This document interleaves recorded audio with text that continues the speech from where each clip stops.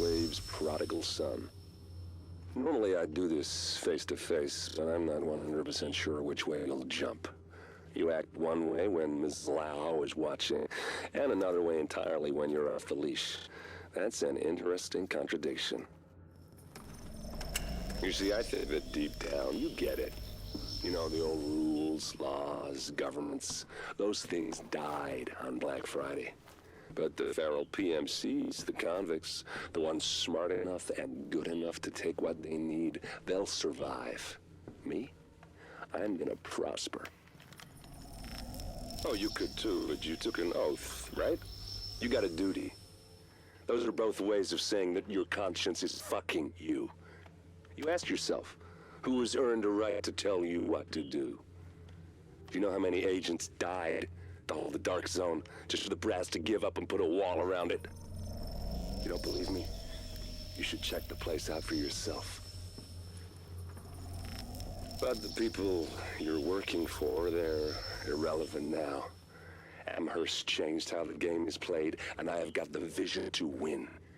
I got Chernenko, I got a DNA printer, and a very interesting recipe book. I'm gonna write my own rules.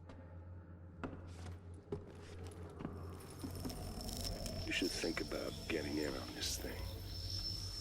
I'll be seeing you.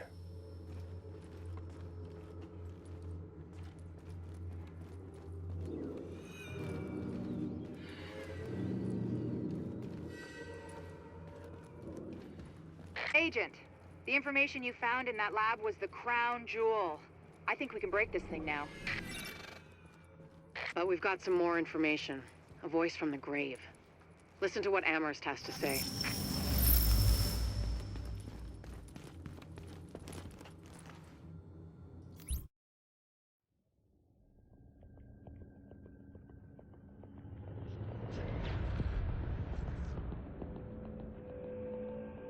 What you're looking at is the smallpox virus, one of the deadliest pathogens on the planet. For centuries, it did a wonderful job of helping keep the human population in check. But times change, and sometimes Mother Nature needs a hand in improving her creations. Like, say, speeding them up a little bit, making them contagious when they should be quietly incubating in a host, or making them more lethal.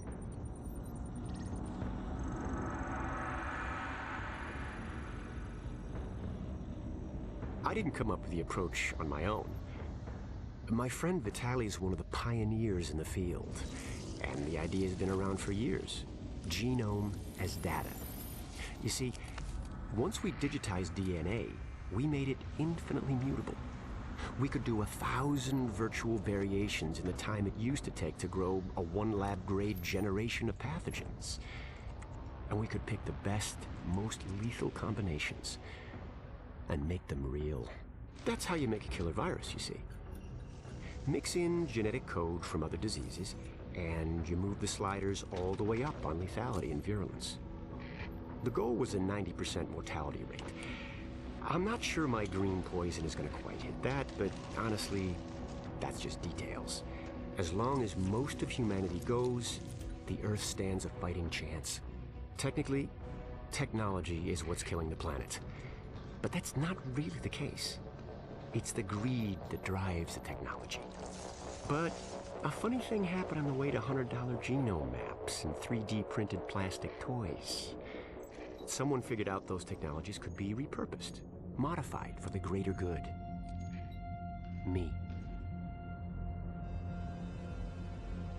Now, my virus is going to do what nature's always done. Decide who lives and who dies.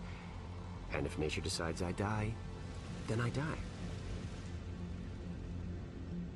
If nothing else, I'll have a lot of company. Natural selection at its finest, helped along by a little unnatural genetic manipulation.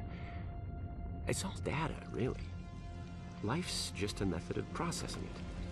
The same way I processed the smallpox genome on my laptop. And who's to say that wasn't the plan all along?